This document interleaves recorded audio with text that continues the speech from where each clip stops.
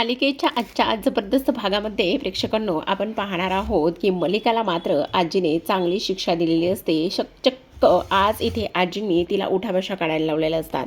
हेच आपल्याला या आजच्या भागात पाहायचे, त्यामुळे व्हिडिओ हा शेवटपर्यंत पहा, नक्कीच इंटरेस्टिंग आहे.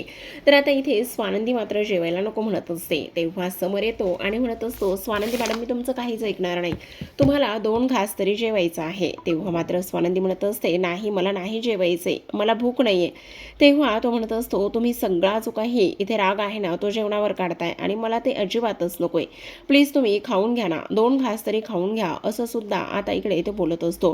तेव्हा मात्र इकडे ती म्हणत असते, मी जर 1 दिवस नाही खाल्लं तर मी मरणार आहे का?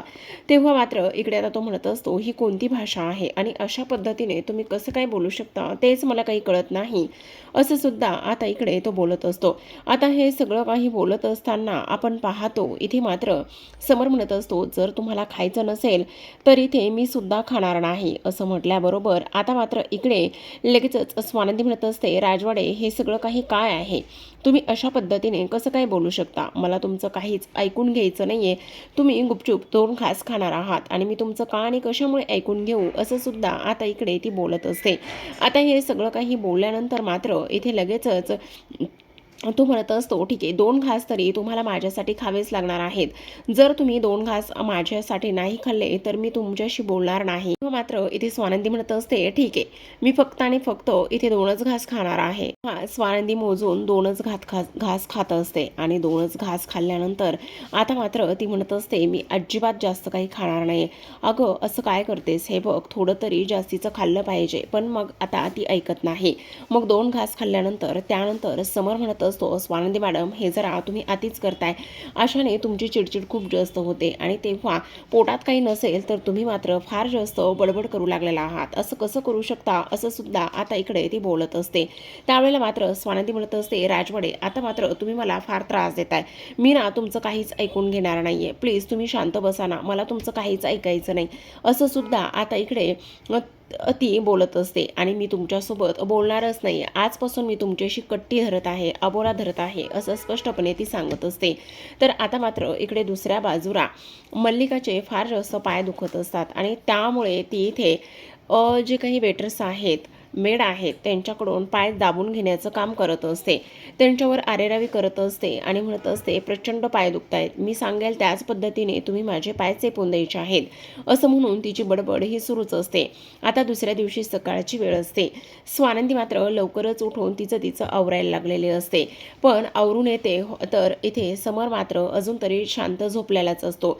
आता इकडे समर विचार करत असतो की ह्या मला उठवतील का, मला सुद्धा बघायचं आहे. आता मात्र इकडे रात्रीचं भांडण त्या विसरल्या असतील आणि रात्रीचं भांडण विसरून मला नक्कीच त्या उठवतील, असा इकडे तो विचार करत असतो.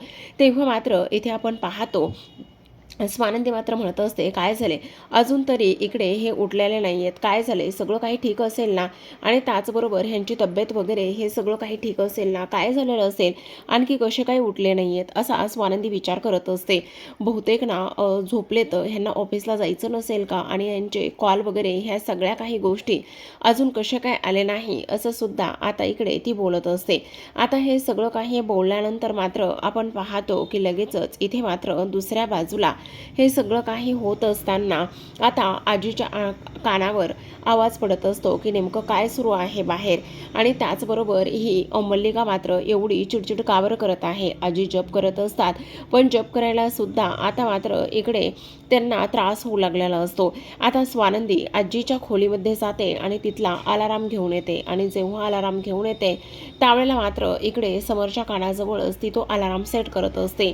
जेव्हा समरच्या कानाजवळ अलाराम सेट करते तेव्हा मात्र इथे समर रागातच उठलेला असतो, आणि रागातच उठल्यानंतर आता मात्र तो म्हणत असतो, काय यार हे सगळं कोण अशा पद्धतीने वागतं आणि कोणी ह्या सगळ्या काही गोष्टी केलेल्या आहेत हेच मात्र मला समजत नाही, असं सुद्धा तो बोलत असतो.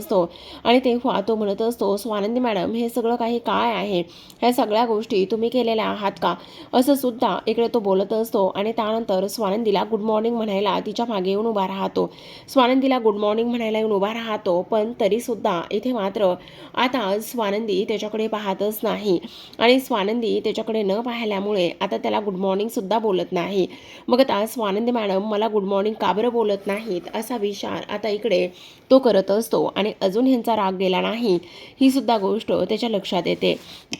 दुसरीकडे मल्लिकाचं हे जास्त आरेरावी सुरू असते आणि मल्लेकरची आरेरावी सुरू असताना तेवढ्यातच तिथे आता स्वानंदी आलेली असते आणि स्वानंदी आल्याबरोबर इकडे मात्र ती म्हणत असते हे सगळं काही काय आहे आणि त्याचबरोबर मल्लिकाने इथे त्या मेडला एक पाय मारलेला असतो आणि त्या मेडला एक पाय मारल्याबरोबर आता मात्र ती त्यांच्यावर प्रचंड रागराग आणि चिडचिड करत असते.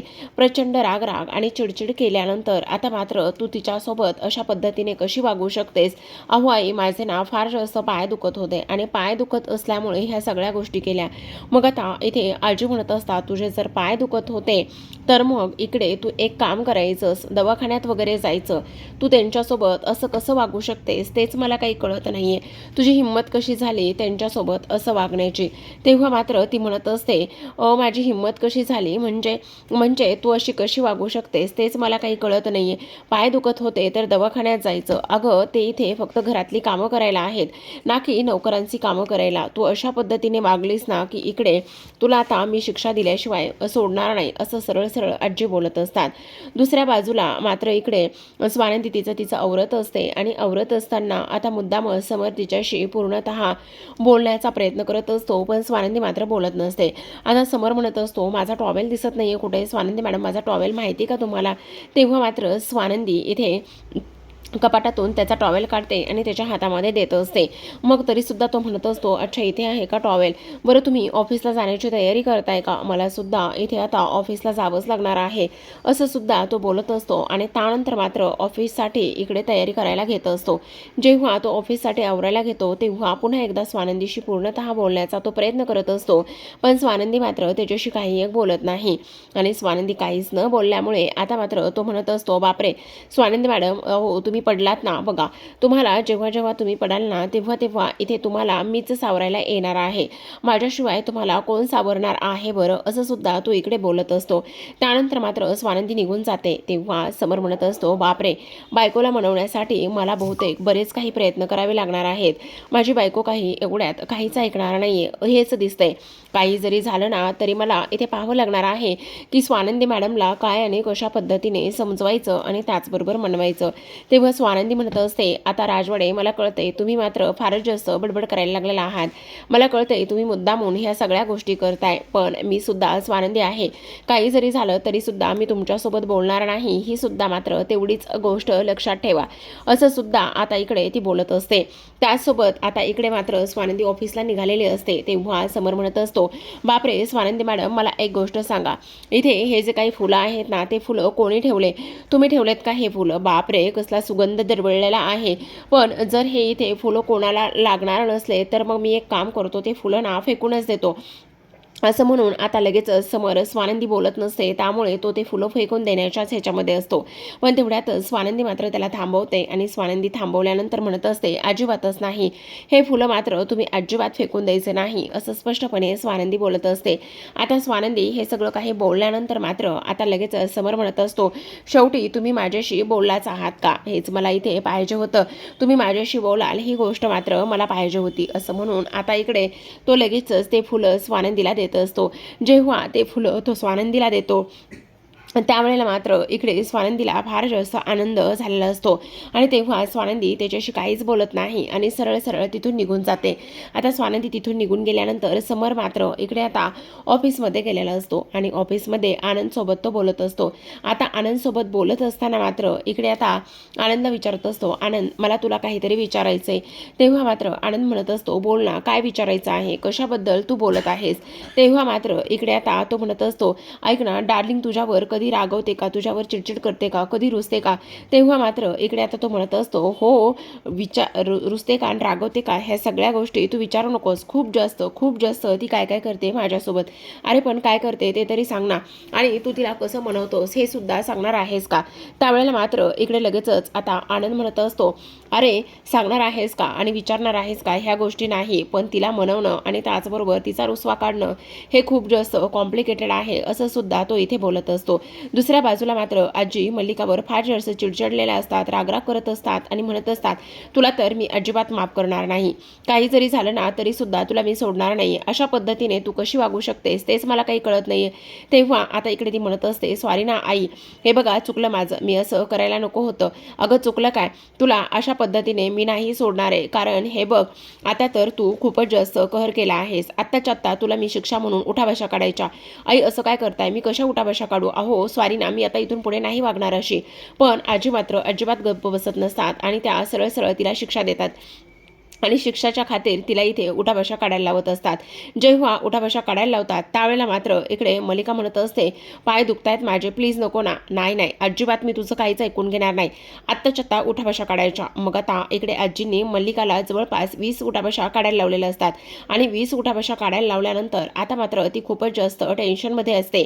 तेव्हा आजी म्हणत असतात, जर नेक्स्ट टाईम असं काही केलंस ना तर 20च्या डबल उठाबशा होतील, ही गोष्ट मात्र नीट ध्यानात ठेवायची, कळलं?